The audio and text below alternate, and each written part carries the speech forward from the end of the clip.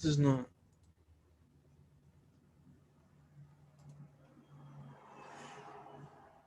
Is it showing the right screen? Yeah. For some reason it confuses me every time because it says my screen 2 is my screen 1. It's backwards. Whatever, I got it to work. Okay. So for Batman, Max of the Phantasm. This is one of the first movies, to my recollection, that Batman was made, especially in the terms of the story arc. This is when Batman was originally being created. The film was released in 1993, and it shows the many hardships Batman went through before he came to be what he is today. What everybody knows what Batman is, like the Batman versus Superman films. All of the newer Batman stuff came from this because this is the backstory of Batman. Batman once had a love life and wasn't. He was a completely different person back in this movie than he is today because he actually had a love life, and the person he loved, was Andrea. You know, Andrea's character was very interesting throughout the movie. Quite possibly, I think she is my favorite character out of the movie. I don't know about you guys. She is presented as Bruce Wayne's first and only love interest that he ever had.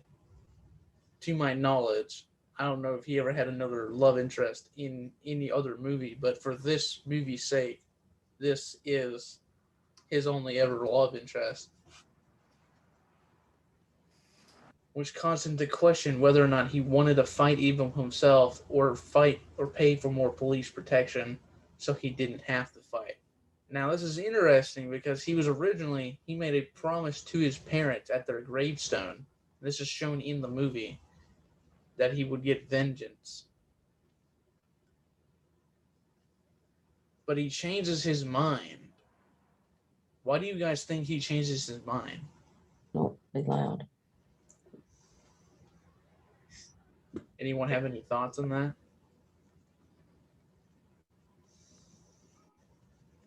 So are you talking about the graveyard? Are you talking about the graveyard scene? Yeah, the graveyard scene where he's talking to his parents in the rain. He looks so conflicted in that scene. He looks very much like I I don't want to let you guys down, but at the same time, like he said, he didn't count on being happy. He didn't count on there being somebody else that can make him feel the way he does.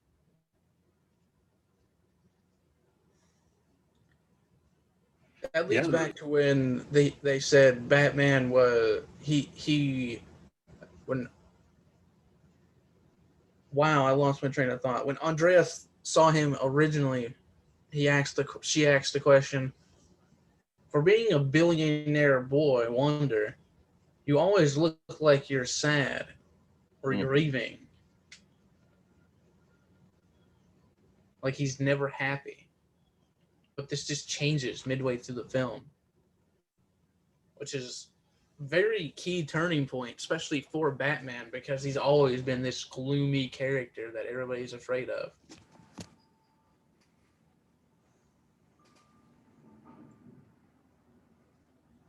Anyone else have any thoughts on it? I know Bill and Crystal just joined. Yeah, we apologized for being late. My internet was down, and it's back up now, so we're here.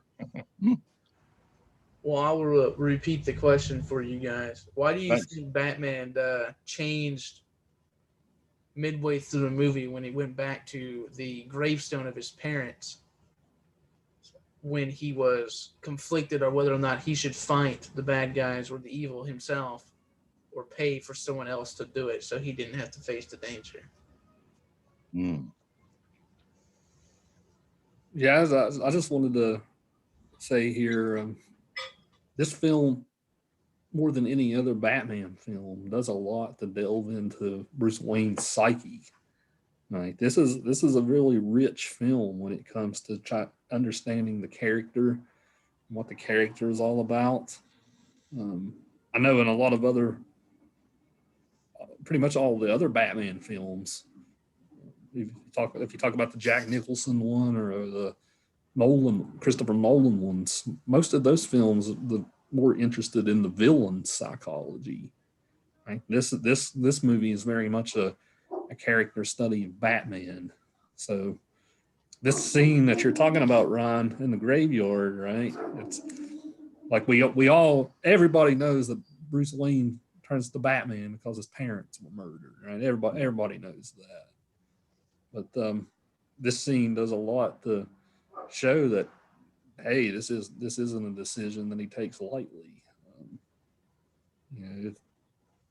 He made a promise to avenge their deaths, but Well, perhaps too at that gravesite, maybe he was getting some closure and putting some things behind him. We do that in our lives, and I think what we're seeing is a little bit more of the personality, the troubles, and it almost brings him back down to our level to some degree.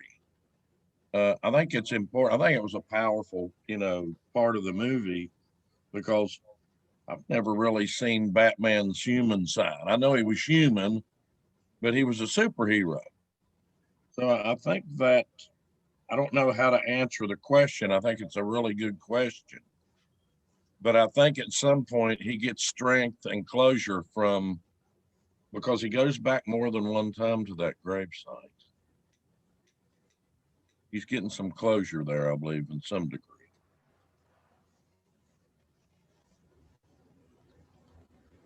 It's also worth noting that in the very beginning of the movie, where he originally meets Andrea, he doesn't talk to the gravestone, not until after he sees Andrea talking to her mother's gravestone. Mm. And Bruce, doesn't talk to the gravestone until later in the story, even though when he was originally looking at that, he thought that was crazy, as if no one would do that. He's essentially a changed man by this point in the story. Yeah, and when she was talking, he even asks, "Are you talking to someone?" So, perhaps he learned a little bit of closure from her.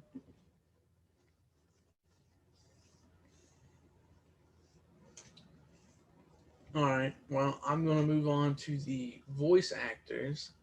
Some of them are very famous, and some you will likely know.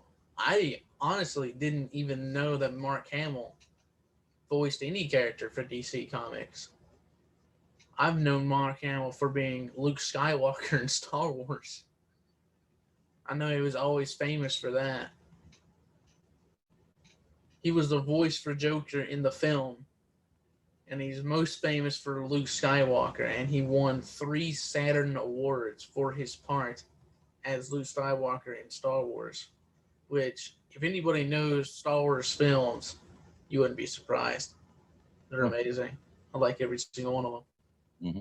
One of my favorite films. Kevin Conroy, he played the voice of Batman / Bruce Wayne, and he is best known for portraying most of the animated films for Batman as his voice in entertainment media beginning from the 1990s. Mm. I'm probably going to butcher some of these names. Donna Delaney, she was the voice of Andrea Beaumont.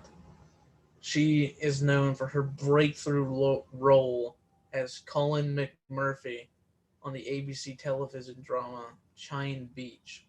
She received the Primetime Emmy Award for Outstanding Lead Actress in a Drama Series in 1989 and 1992. Now, I didn't personally know anything about Chine Beach. I don't know if anybody else did, but I've never even heard of it before I actually looked up for all the voice actors. Some of these voice actors have very interesting backgrounds and stories behind them. Stacy Keach, he played the voice of Carl Beaumont. He is well known for his portrayal of the irascible, hilarious dad Ken Titus from the Fox sitcom Titus. He has his most recent appearance in the Netflix series. I'm pretty sure it's a Netflix series called Prison Break as the warden Henry Pope. Hawk Bachner, he plays the voice of Arthur Reeves. He has appeared in other films such as Breaking Away, Rich and Famous, The Wild Life, Making Mr. Right, Die Hard, Apartment Zero, Mr. Destiny, Mad in the Moon, Breakup, Liberty Stand Still, Spread and Carry.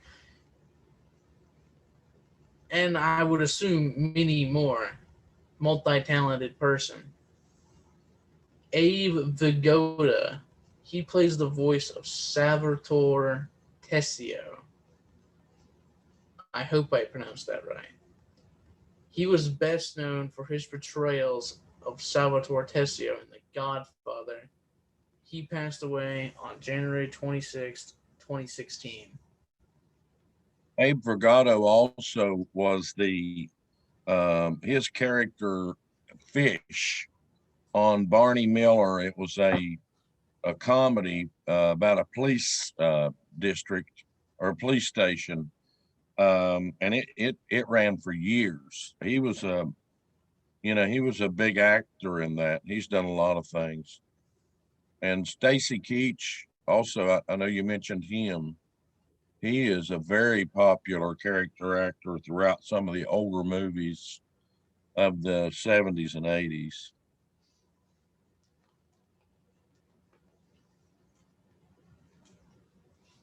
Yeah, I know some of these actors are extremely popular. More so than most. Mm-hmm. Ephraim Symbolis Jr. He played the voice of everybody's favorite character, Alfred, the butler. Mm-hmm. He was best known for his starring roles in television series 77 Sunset Strip Yeah. and the FBI. He passed away May 2nd, 2014. It is unfortunate so some of these older actors from these amazing films back in the day are starting to pass away in today's age. Yeah, these guys you're talking about, Zimbalist Jr. and Vergado and Skeet, they were icons in my day. I mean, they were the actors you wanted to see in these things. They were really, really popular in the day.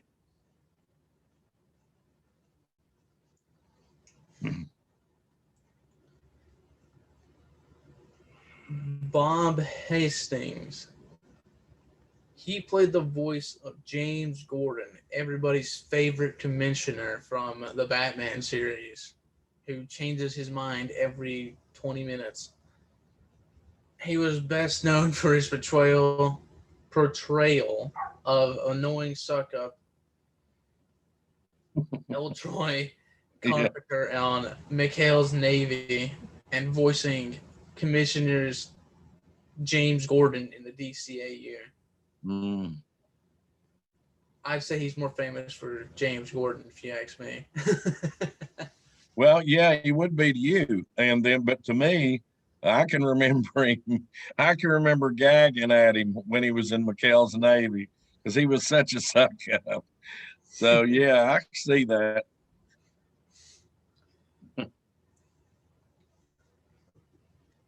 Dick Miller. He was the voice of Chucky Soul. He was an actor who appeared in more than 180 films, Wow. which is astonishing for any actor to have that many films under their belt.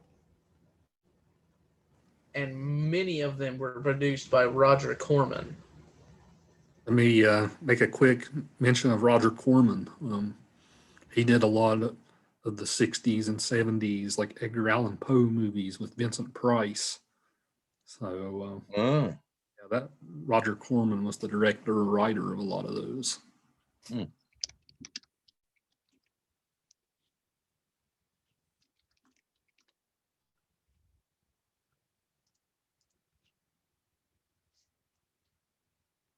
The directors of this film are named Bruce Tim. I don't know why I said Brooke.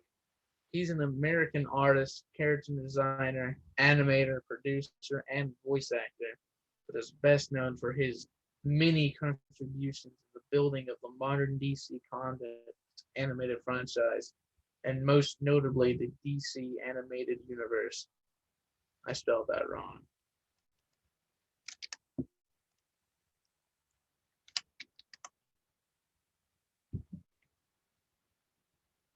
Eric Randomski is a producer best known as the co-creator and co-producer of Batman the Animated Series. He was also acted as a producer for Spawn the Animated Series and many, many more animated series. He was very popular for his amount of animated series he produced that were infamous. I couldn't name them all, obviously, because it would be off topic from Batman, but he did produce many. Let's move on to the key themes of the film. Obviously, romance has to be a film that you have to talk about in this movie because the spark between Andrea and Bruce is just too obvious to ignore.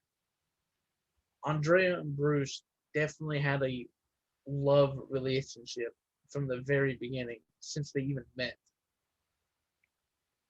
I don't really think anybody can disagree with me here.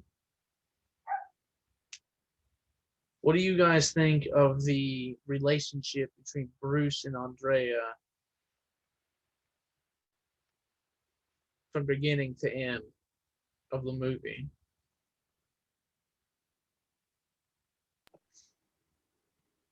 I liked it, and maybe it goes to show how simple my mind can be sometimes.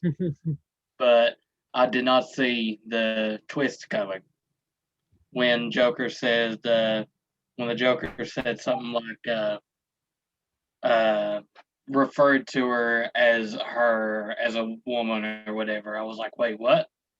It's not a dude. And then she pulls the mask off, and I'm like, oh my god. And then a whole bunch of things made sense. While when Bruce was in the graveyard, so was she, and a bunch of stuff like that. Uh, it made sense.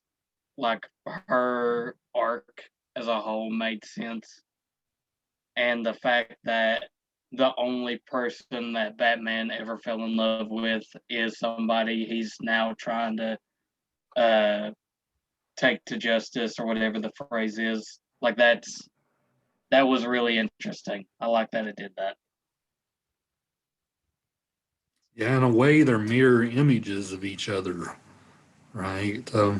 She just took a slightly different. This relates to your violence question too, Ryan. She just takes a slightly different turn, like and chooses to be violent in her quest. It's instead of justice, it's revenge for her, right? This is very much a revenge narrative for Andrea, whereas for Bruce, he he doesn't kill, right? So and sometimes in different versions of Batman, Batman does kill, but most versions he doesn't. Um, this being one of them. But the fact that they're so alike, even in like their psychology, is even a little. It's a little weird and twisted. I want to take over the discussion for just for a second, Ryan. Um, we'll get back to your questions. But I wanted to just ask you guys your just general thoughts, especially on the animation aspect of this. This is the first animated film we watched, but as far as film techniques and stuff goes, this movie's really well made. Um, as Ryan has here, noir is a part of this movie. Um, the class is coming full circle. This movie was also inspired heavily by Citizen Kane, if you guys didn't notice. Like with its, especially with its narrative structure, the flashbacks, the constant flashbacks in the film, as you kind of piece together Bruce's psychology and love with Andrea and all this. I'm just curious. Have you guys seen a lot of? Have you guys familiar with the animated Batman, or is this? How was your experience with this? I thought it was. I like animation. I like all kinds. I mean, and this looked a little different to my eyes. And I believe that the noir part of this movie gave this animation a distinct and unique design that I wasn't accustomed to. And it almost made it more serious. It's like when Batman's lady friend, it's like she brings the human part of him to the surface. Well, this noir, it brought the animation part to me almost to life.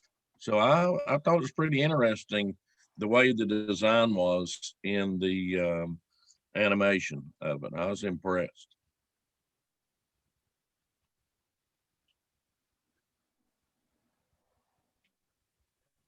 Yeah, this animated show was in the early '90s. As Ryan said, Kevin Conroy and Mark Hamill were both especially well known for their performances. But yeah, the noir angle to this movie is unique. I mean, this is for a children's cartoon movie. This movie is pretty effed up, right? as far as that goes, right? This is a really dark movie with very mature themes. Very moody. I'm surprised they have well, nowadays this couldn't be a kid's show because there's killing in it. And that's essentially banned in all kids shows nowadays. I had never watched a Batman anime, and I've only probably watched a couple of Batman movies in my life. So I was keeping in mind of when it was brought about, and I thought that it was very well done. I mean, their uses of light, even in this cartoon, was amazing because you have a lot of darks, you have a lot of grays, and just the way that they do their shadowing, and even whenever he found, her necklace and it just glistened off of that gray rock, how it done. I mean, I was impressed with how it was. I mean, it doesn't hold up to, I guess, a lot of Pixar standards, but I thought that it was really good.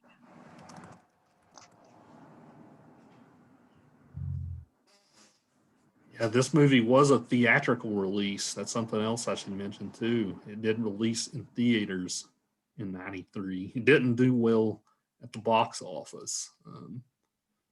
At that time in the '90s, people were like, this was around the time period Batman really started to become more campy again, kind of like the '60s Adam West TV show.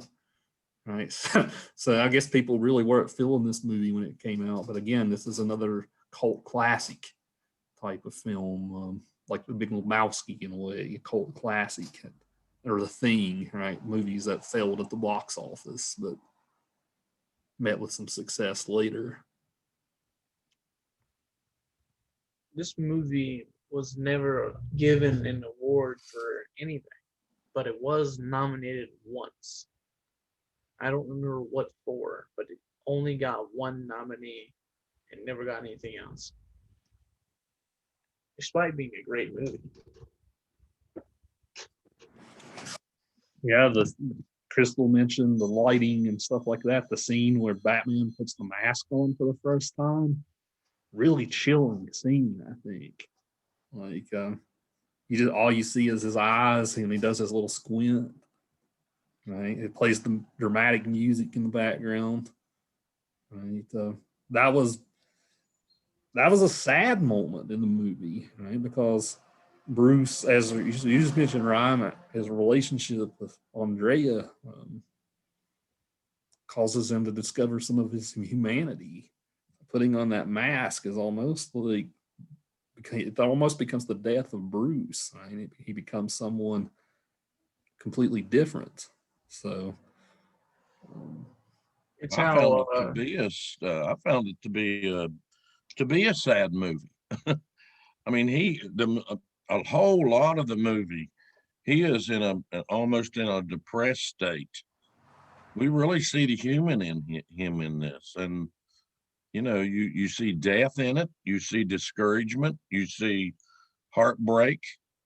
You're seeing all these things in a film that you don't see in your average everyday animation. And it's kind of I don't know, it's just different watching it in that form on the screen. To me it was. I don't know if anybody else caught this, but at the end of the movie, after everything has happened, it was Bruce and Alfred talking. And Alfred was talking to Bruce, saying he walks the line every night that he puts on that mask, but he's never fallen in. I don't remember the exact line. I wish I did, but I'm pretty sure this has to do with him turning evil and him walking towards the line. And he walks on the very edge. It could fall off in any moment, but never has. Yeah, because he was talking about how she had got into revenge and trying. I think it was revenge that is the word that he used there. Um, he was talking about her, how she had changed, and he was always worried about him, changing to that side because of everything that he deals with all the time. But he's walked within line. Is that what you're talking about? Yes. Okay. Yeah, I thought that was a very moving scene, and it maybe kind of brought him back down to earth a little bit and realized his purpose in life, even if he did want to go after her and be with her.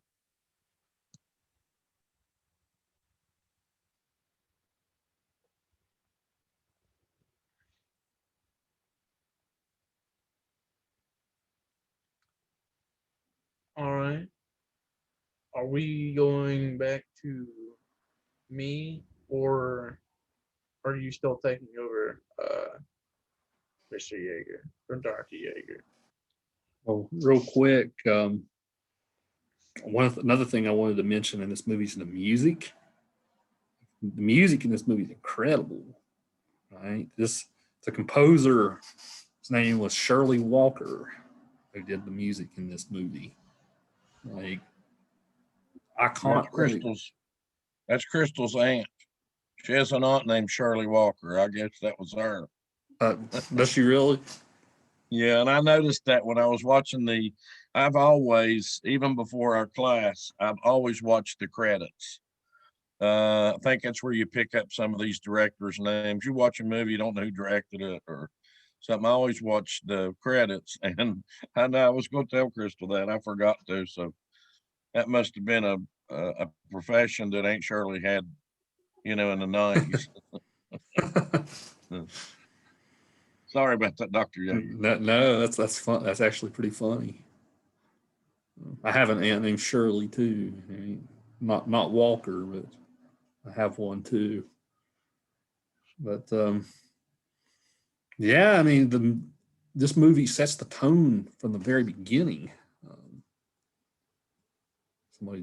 Corey just disconnected. He'll be back. But this movie just sets the tone from the beginning, right? You get this sort of wide view of Gotham City, right? The camera just pans, letting you see like the enormous city. It's got that orchestra type soundtrack that sounds like it's Latin or something like that behind them.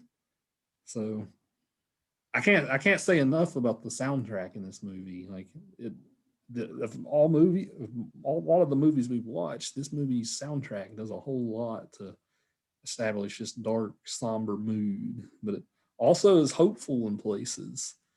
Um, like when he's with Andrea, like yeah, it's an interesting. There's actually some videos on YouTube about the soundtrack of this movie that you guys should check out. Like even like when she plays the theme on the piano, like one note makes the Batman theme sound hopeful, and another note makes the Batman theme sound pessimistic. Right. So I don't know. Any thoughts on the music in the film? I noticed the music. I thought that was something that stood out to me more so than anything else did. That's what jumped out to me. I felt like that the music did set the tone for what was coming up, for what was just shown on screen, and I thought it was very I don't know what would be the word there besides good. I mean, I thought it was intriguing. It kept my attention when yeah, it was theatrical. Whenever the movie would, I'd catch myself thinking about what I have to do at work or something, the music would always reel me back in.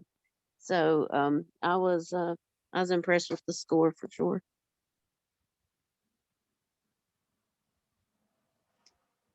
Yeah, the scene. I really like the scene at the end when everything's blowing up. And the Joker just starts laughing, right? And you get this like orchestra music in the background, right? Really, really great scene. Where that's a scene where the music is definitely evident and building the mood. Reminds me of when Andrea said, "I thought you thought death was funny. Why aren't you smiling?"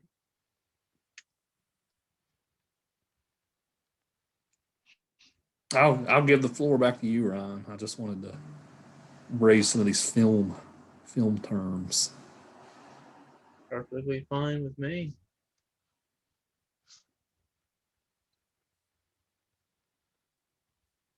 We've talked about romance. Have we really delved into the noir part of this film? Because noir and the romance part of the film kind of intertwine in places because it's still between Andrea and Bruce throughout the whole film. And as Bruce is a master detective, I'm trying to figure out how to explain this. Well, even like when we think of noir as dark film, right? That's really what the word noir means. So I mentioned earlier, this movie has the directors even said Orson Welles was a big inspiration for him with Citizen Kane. But think about some of the movies we watched earlier in the semester: Citizen Kane, Casablanca, Big Sleep. A lot of these black and white type noir films. Chinatown. Chinatown wasn't black and white, but you guys get what I'm saying. Like, I don't know, did you guys draw any connections between these noir films and this? One reason why I wanted to teach this particular Batman movie was because I think it is very heavily noir. So, notice any connections between any of the previous films we've watched?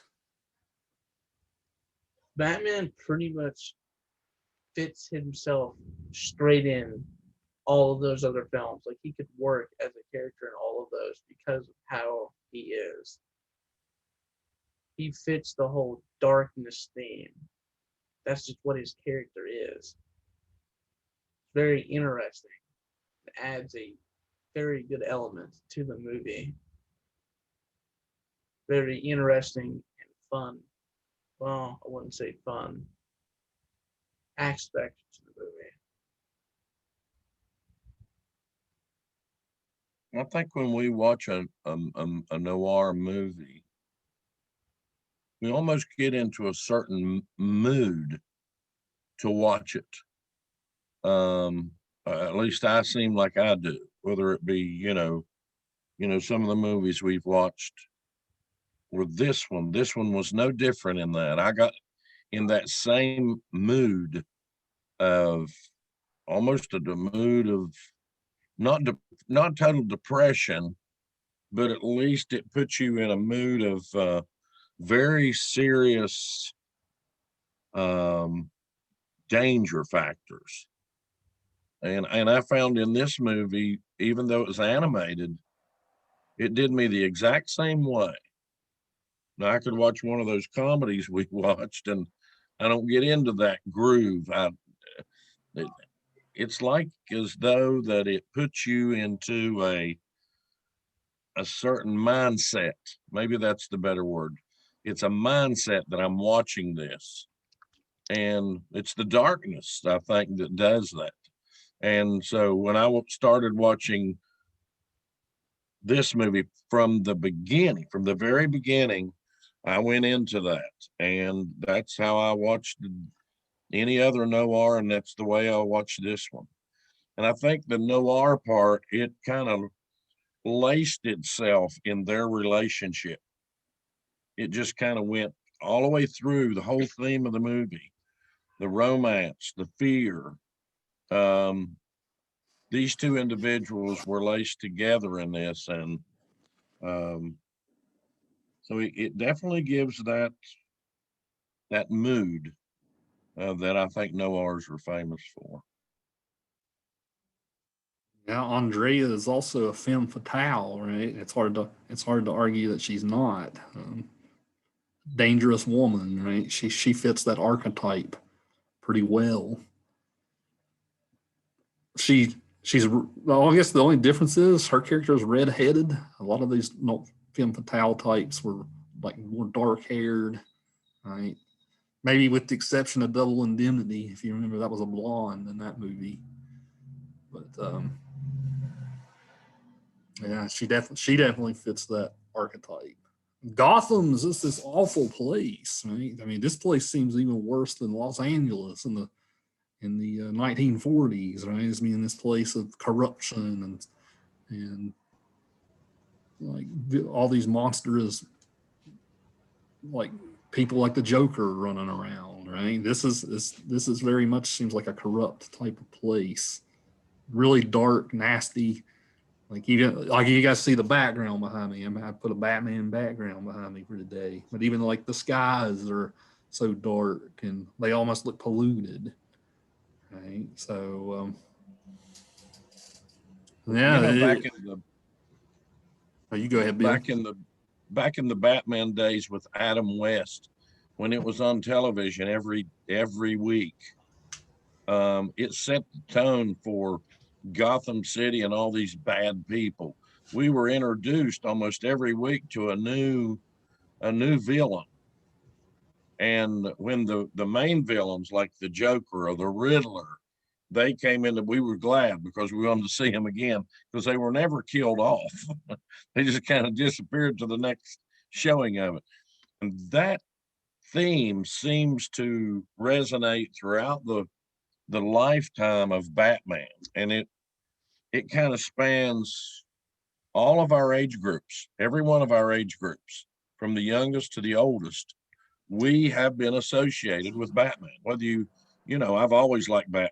I don't know that Batman could whip Superman, but nevertheless, nevertheless, Batman was our hero for many, many years.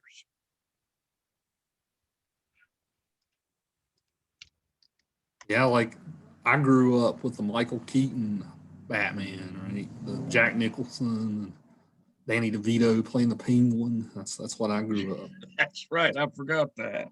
That's what I grew up with. That was the greatest one in my book. You like the Danny DeVito Penguin one? Absolutely. It was so great. I mean, I don't know. It wasn't as dark. It was more, even though they were serious, just seeing him play that part, I guess it was more interesting to me. It kept my attention more than any other Batman did. And he's like, I'm Batman. But yeah, I like that one best. That movie is that movie and this movie came out around the same time. Batman Returns was famous for being so like dark and twisted. Like if you go back and watch that movie's a lot more messed up than this one. Batman kills in it.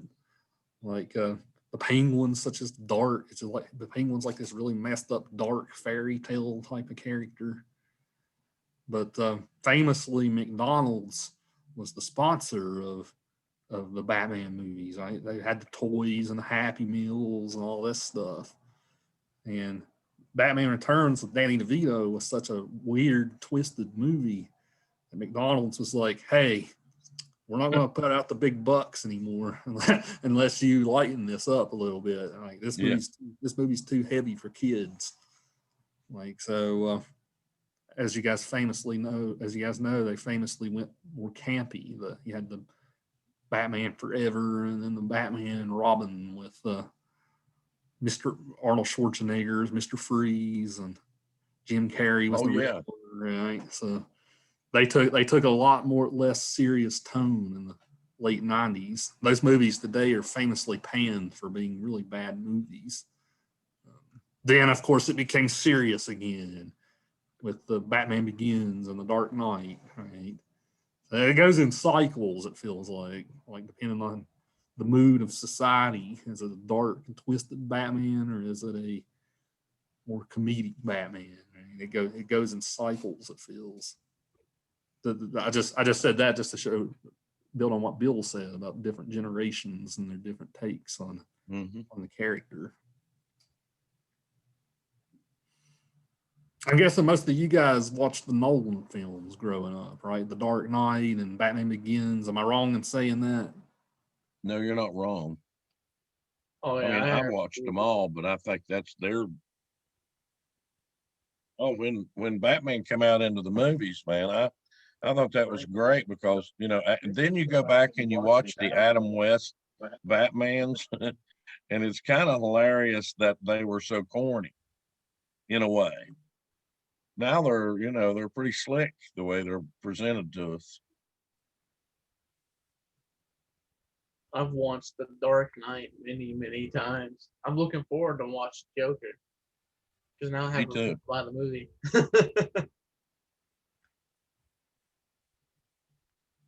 Reagan, Kirsten, we haven't heard anything from you guys today. What's your thoughts on all this? Even like what Batmans did you grow up watching, if any?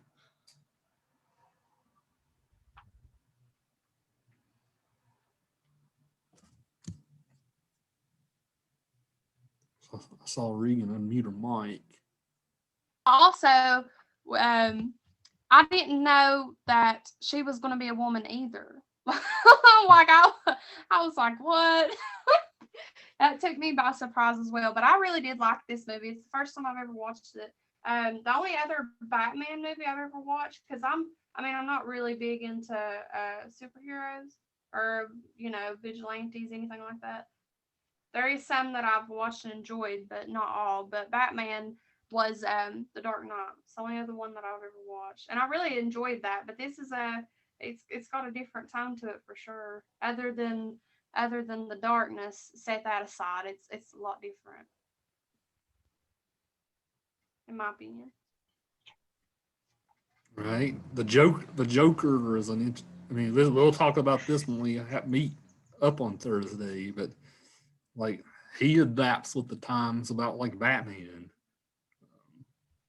What did you guys make of the Joker character in this film? Like he's almost a minor. He's kind of a minor character in a way, like between this larger struggle with the Phantasm and all that. But what do you guys think of the animated Joker that we encountered here?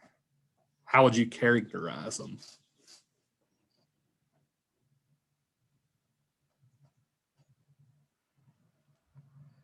Can you repeat that real quick, please? Yeah, like how would you characterize the Joker in this animated version? Like how's Mark Hamill's performance maybe stand out compared to Heath Ledger's, right, which everybody knows in here, or Jack Nicholson's perhaps?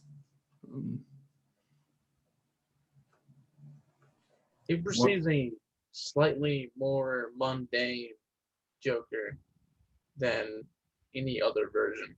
Because this Joker, while he did use explosives to blow up an entire park, all of the other Jokers I've seen have blown up like hospitals and are far more insane and would do more things than the Joker in this movie did. This Joker was kind of just a hilarious act because instead of grabbing the knife when he was fighting Andrea, he grabbed a huge sausage. I was laughing because that was hilarious.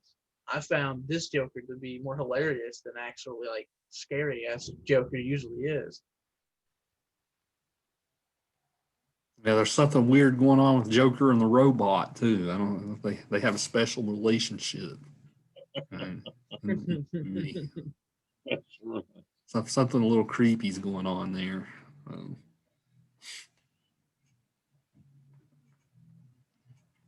I would say he reminds me more of the classic Joker, mainly from like the comic books or a couple of the different universes or whatever you want to call them.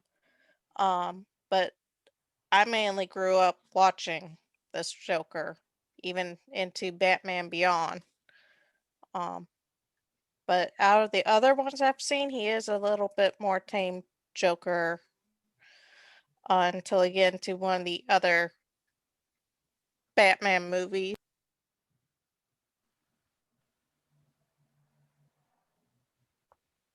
Right. Yeah, like Ryan said, like, the Dark Knight, he blows up a hospital, right? So it's a little bit of a different tone. This one's funny, I think. This everything that comes out of his mouth's kind of funny. But they give him a backstory in this movie, if you noticed. He was one of the gangsters that was part of this group that Andrea is getting revenge on. So even the Joker is a character, like, should we give him an origin story, right? Like, of course, that's what the whole purpose of the third movie Thursday is. It gives him an origin story. But Took until 2019. is it better to have a Joker that you don't know anything about? Does that make him more scary? Should we give him a backstory, or is it the fact that he's just a crazy guy? He thinks life's a joke. I mean, is that scarier? I've always found backstories for every character to be interesting because it brings you more into what makes them the character that they are and how they became the evil or good person they are in their current state today. I agree with Ryan. I think that a backstory is a plus for sure. Yeah, I'm with Ryan also on that. I love backstories. I love to know why people turn out the way they do, or their circumstances, or even in anything today. Any movies we watch, or any maybe even any sports heroes we have. How did they come from where they were to what they are today? So, and a lot of times you can see the evil when we watched Al Capone. You know, he started out a little bit of a small town criminal, and then he rises, he comes up in the ranks, and then becomes the notorious villain that he became. It was interesting to know that stuff. Same thing here.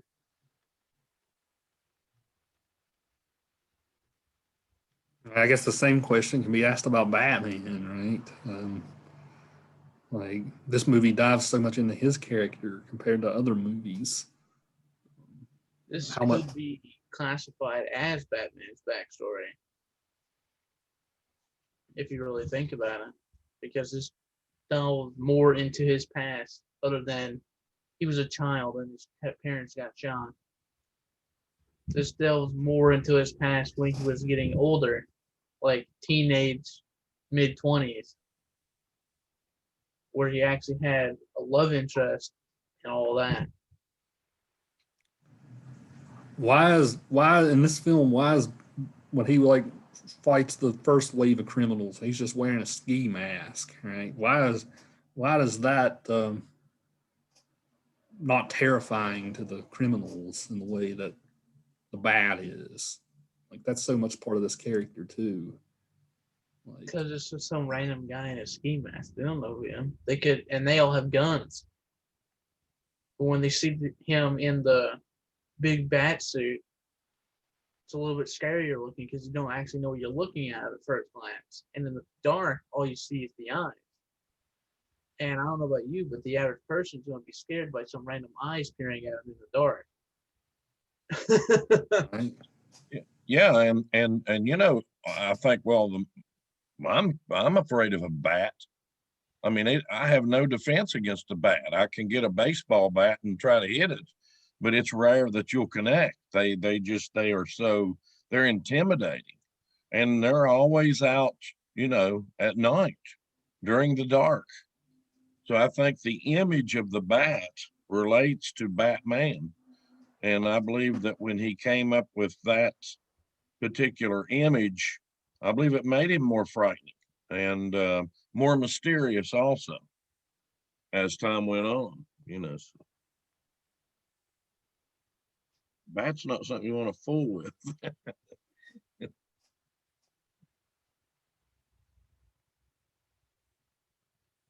He becomes more of a symbol than anything else, right? As far as something to fear. Yeah, it brings me to the theme of fear. Because Batman essentially wanted to be fear itself. So he could scare the bad guys or the evil people away. So crime wouldn't happen as often because, as you stated earlier, Gotham looks and is a mob infested area full of crime. And he's there to try to fix it. So if he could strike fear in the hearts of his enemies, they're not as likely to do much.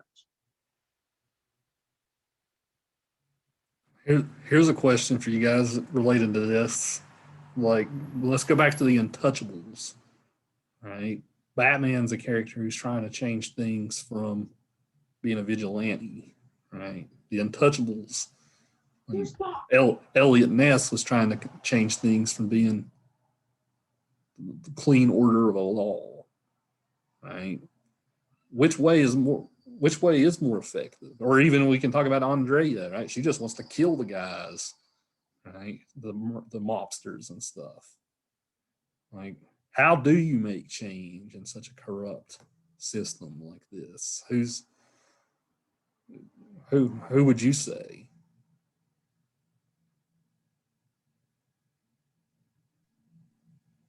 I think there's a lot of revenge in the Batman series, and this one. There's a lot of revenge that motivates them to want justice. I don't know that we have that in, say, the Untouchables. It's just the right and wrong issue. It's the honor issue. It's the law and order issue. You'd have to maybe have a question if they didn't have anything to be revengeful about, would they have ever taken up these positions as these fighters of righteousness, so to speak? So I don't think they would have. I think they would have been normal citizens. They wouldn't have been an Elliot Ness. But because of the revenge factor, I believe it draws them into fighting these evil people. Yeah, if you remember, Elliot Ness actually pushes the guy off the building at the end of the Untouchables, right? He becomes almost like an Andrea type of character at the end, which he didn't do in real life. That was a dramatic flair from De Palma, if you remember.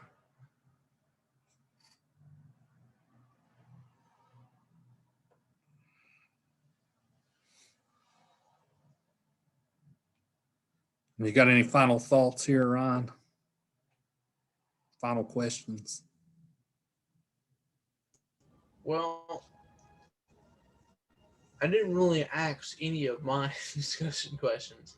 Well, we kind of one did. that I would say would be particular. One that I would say would be most interesting would be what would have happened if Bruce would have gotten married to Andrea and Batman never existed. How would the story have changed?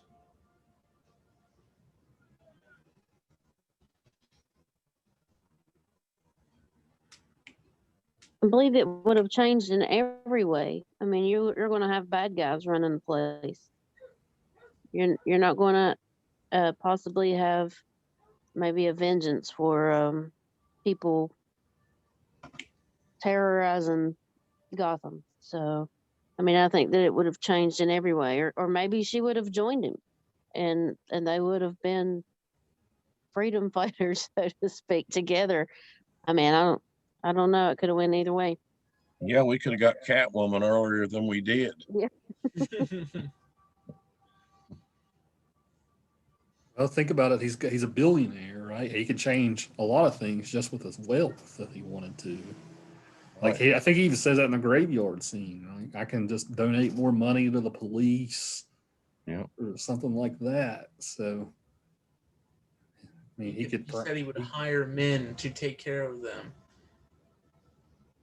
pay the police higher wages, do whatever it takes, so he didn't have to be in the danger, so he could be happy with Andrea. Maybe if you pay the cops a better salary, right? Maybe they wouldn't be taking these mob buyouts and things, right? So, whether or not he would be successful in doing so by pouring money into the problem is a question we could debate. I don't know how much pouring money into a problem fixes it. It doesn't matter what kind of problem it is. Like, it doesn't hurt, but I don't know if it's necessarily the only ingredient. I don't think it would really help much, if any at all. Well, actually, Bruce is seen as probably the wealthiest person on the entire planet.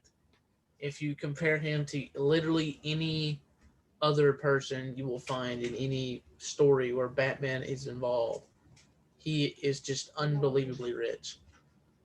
So I think his money could go a long way if he were to donate a lot of it into the police and hire a higher security force for the city, so the mobsters couldn't get away with everything like they do.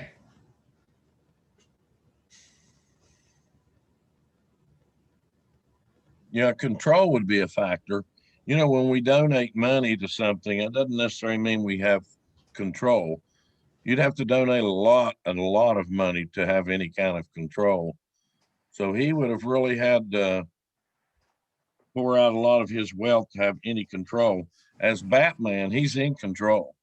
He decides what he wants to do and where he wants to go, who he wants to target. So he's still in control.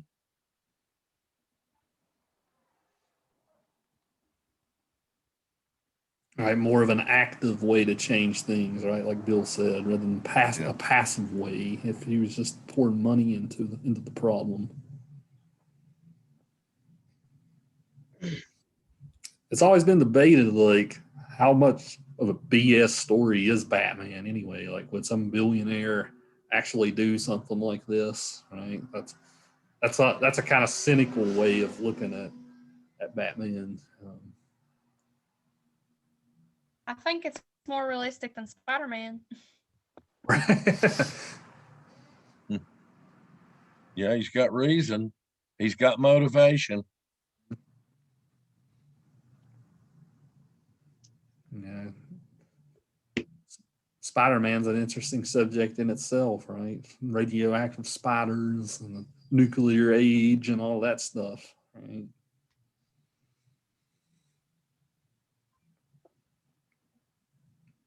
Yeah, that's a good question, Ron.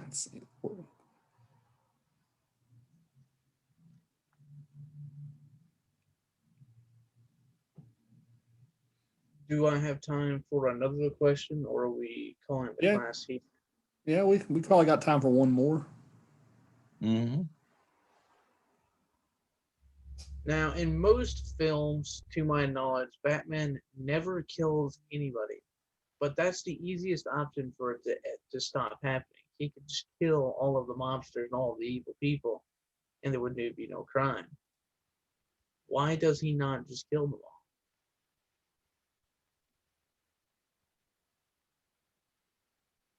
Any thoughts? I think it comes down to his nature, his inward man. I believe that he is a decent. If we look back through most of the Batmans, most of them, not all of the Batmans we've seen, but I believe that they were morally sound. They were they were they were defending the right for a reason, and they kept it in perspective. So I think that his nature was not necessarily to kill. That would have been perhaps the easiest option, and you wouldn't have to keep fighting the same criminals all the time. But I think his moral objective was to be morally sound. So I think that I think it's got to do with something in his inner being, with inside of him. This has to do with him walking that fine line between good and evil, being the vigilante that he is. If he were to decide to kill, he would be fighting for vengeance, and he would fall down the hole. True. Yeah, if you watch the recent films like Ben Affleck, that's how it's portrayed in those. He does kill in those. He is this vengeful, wrathful figure compared to these previous versions that we've known where he doesn't kill.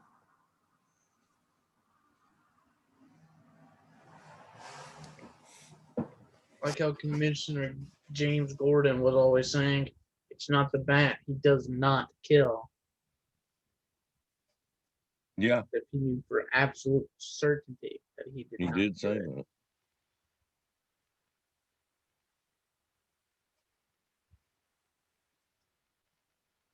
A lot of people have really strong opinions on this subject. Like, should Batman, like, is it okay if he does kill in certain situations?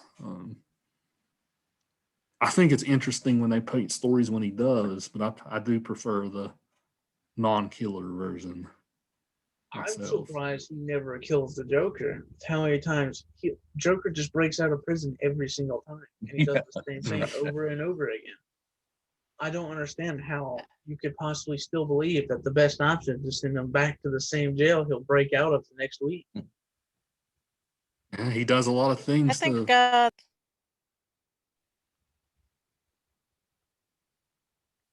was just going to say, if I remember right, this Batman actually did eventually, it was either him, Batgirl, or Robin, who was controlled by Joker, did later on kill the Joker,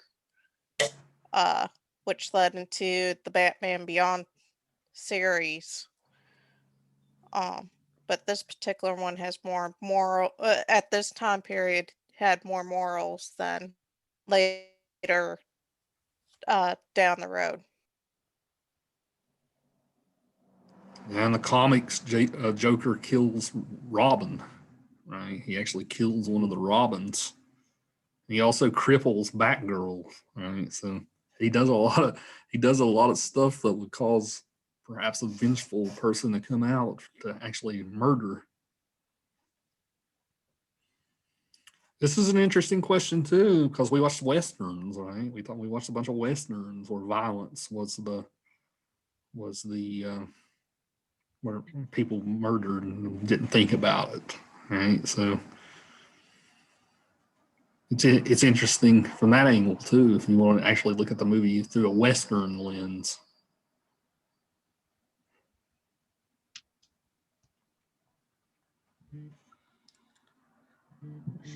Well, guys, I guess we can call it for today. Remember, we're going to watch the new Joker film in 2019. That'll be what we will discuss during our dinner at Chiefs Thursday at 6. So let me know for some reason if you can't make it. Everybody said, What did you everybody, just say? I just want to make sure when I need to meet you at 7. meet me at Wyoming campus at 4:30, Ryan, 4:30. So just, are we I gonna said- have English class before or no? No English class on Thursday. Remember, I gave everybody till next Tuesday to do their paper. Somebody else is going to ask a question. Yes, I asked you what you had said before Ryan had asked you a question. I didn't understand what you had said. I heard after that. I just didn't hear before. Is this a reminder? We're going to meet Thursday at 6 at the Chiefs restaurant. Okay. I can send my phone number out to everyone just in case you run behind or you need to contact me or something like that. I can send out.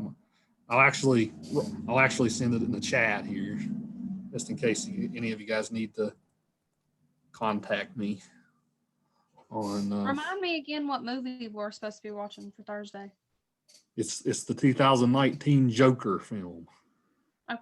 Is this streaming free on any service? Yeah, it's on HBO Max. All right, well, I guess I gotta find it on YouTube like all the other ones. I offered to give you a free trial of HBO Max, Ryan. Yeah, it's on HBO Max. And we'll come together. We'll have one final conversation, and then the class shall be over. It'll be a good time. We'll get some good food. And I think Crystal sent out, and you sent to us the menu. So that was cool. Yeah. Looking forward to seeing everyone for sure. Yeah, I'm super excited. we'll see y'all. We'll see everybody for the first and likely last time. Maybe, Ryan. You did a great job today, buddy. Yeah, good job. Appreciate it. See everybody Thursday, Lord willing. And we'll see you guys then. Hey, Dr. Yeager. Crystal. I have some news. All right. You ready? I'm ready. Are you sitting down?